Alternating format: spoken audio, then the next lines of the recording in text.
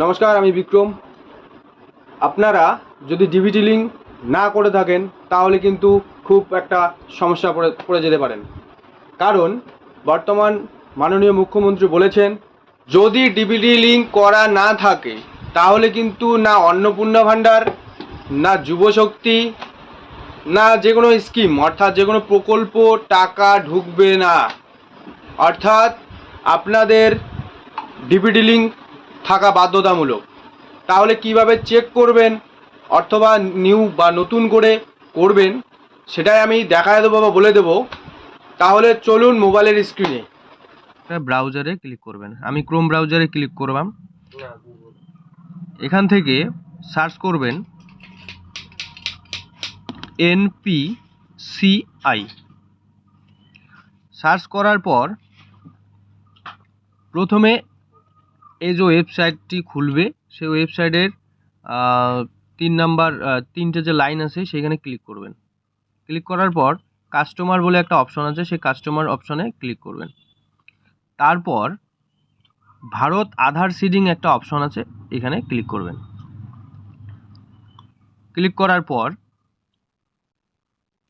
আপনাদের সামনে এমন একটি ইন্টারফেস আসবে। এখানে আধার ম্যাপড স্ট্যাটাস এখানে ক্লিক করবেন।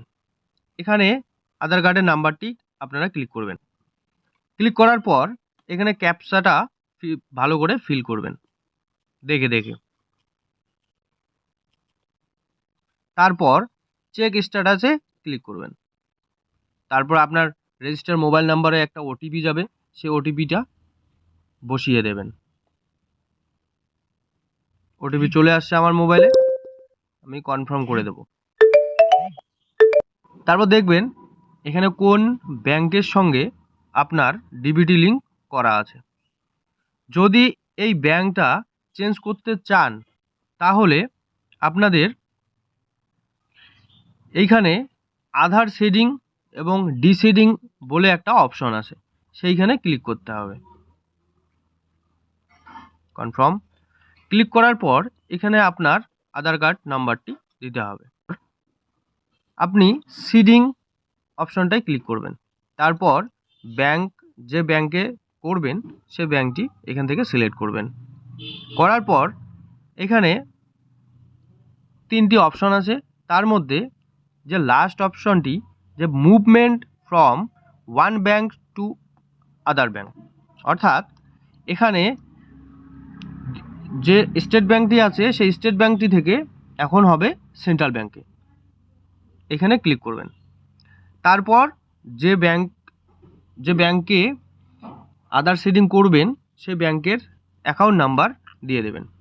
দেওয়ার পর এখানে আই অ্যাগ্রিতে ক্লিক করে তারপর ক্যাপচা যে আছে সেই ক্যাপচাটা দেখে ফিল করবেন। ফিল করার পর এখানে সাবমিট করবেন। সাবমিট করার পর একটা ওটিপি আসবে, সেই ওটিপিটি বসিয়ে দিলেই বাস হয়ে গেল আপনার আধার শেডিং। যাই হোক, ডিবিটি লিঙ্কটা হয়ে গেল। তাহলে পরবর্তী ভিডিও পেতে আমার সঙ্গে যুক্ত থাকো, সাবস্ক্রাইব করো, পাশে থাকা বেল আইকনটি প্রেস করে রাখো যাতে নিত্য নতুন ভিডিও সবার আগে পেতে সাবস্ক্রাইব করে রাখবে। তাহলে দেখা হচ্ছে পরবর্তী ভিডিওতে।